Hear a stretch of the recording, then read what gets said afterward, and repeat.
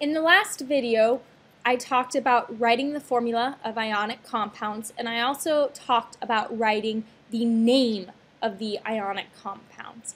In this video, I'm going to be talking about molecular compounds. Now, molecular compounds are very different when we're writing the formula and the name because they're not limited in the same way that ionic compounds are, meaning that ionic compounds have to be neutrally charged. Molecular compounds, we're not crossing charges, we're not checking to make sure that the total charge of the compound is 0. So there are, as a result of the fact that molecular compounds are two nonmetals, there are also a couple of other rules. Not just the fact that the overall charge doesn't have to be 0, but also, when we were talking about ionic compounds, the metal always had to go before the nonmetal. Now, for molecular compounds, we have two nonmetals, so that rule has changed as well. When we are writing the molecular formula, the name of the element that's farther to the left of the periodic table is written first. Now, it's usually written first, and there are, of course, exceptions. An exception occurs when the compound contains oxygen and chlorine, bromine, or iodine, in which case oxygen is going to be written last. The second exception is if both elements are in the same group, then the lower one is going to be named first. The name of the second element is given an IDE ending. That's the same as with ionic compounds. And then we're going to have to use prefixes to indicate the number of atoms in that molecular compound. So as you notice below, when I have Cl2O, instead of just writing chlorine oxide, I have to indicate how many chlorines there are because it's not apparent, because we're not crossing charges for molecular compounds.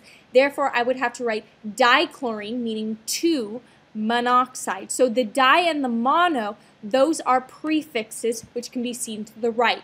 If there's 1, the prefix is mono, 2, di, 3, tri, tetra, penta, hexa, hepta, octa, nona, deca.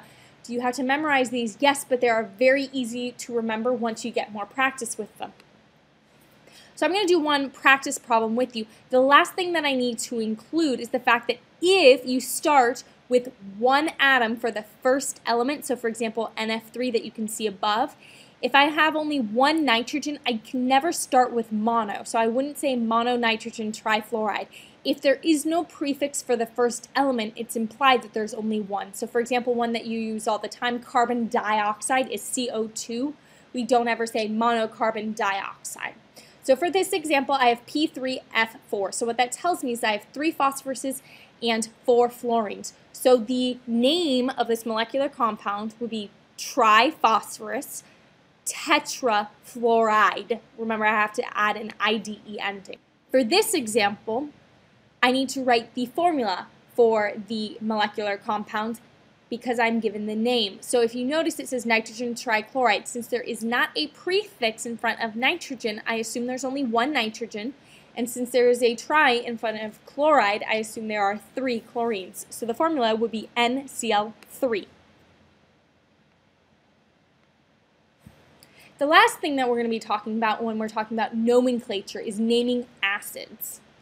And the reason why I'm bringing this up now is not because we're going to be dealing with acids right away, but since this is all part of the nomenclature section, it allows us to use our previous knowledge in a new concept.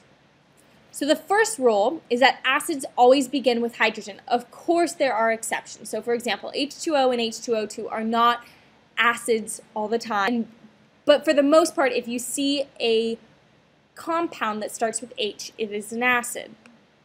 The second rule is that an acid that contains an anion that ends in IDE, we are going to change that IDE ending to an IC ending, and then we're going to use the prefix hydro at the beginning of the anion name. Now, it would be hydro, whatever the element is, with an ic ending, and then you have acid at the end. So for example, if I have HBr, okay, you have just one anion, Br, it's a monatomic anion, so I would write hydro, then instead of bromide, I would write bromic, and then finish off the acid name with acid, so hydrobromic acid.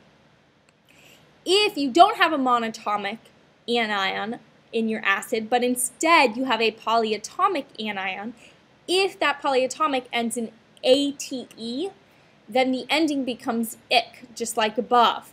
If it ends in an ITE ending, then the ending becomes us.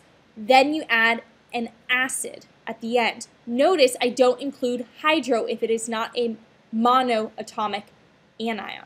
So for example, if I have HNO3, the first thing that you need to do is say, okay, NO3 is nitrate. That's how it links to the topics that we've been talking about. NO3 is nitrate. Therefore, the name of my acid would be nitric acid. No hydro, just nitric acid.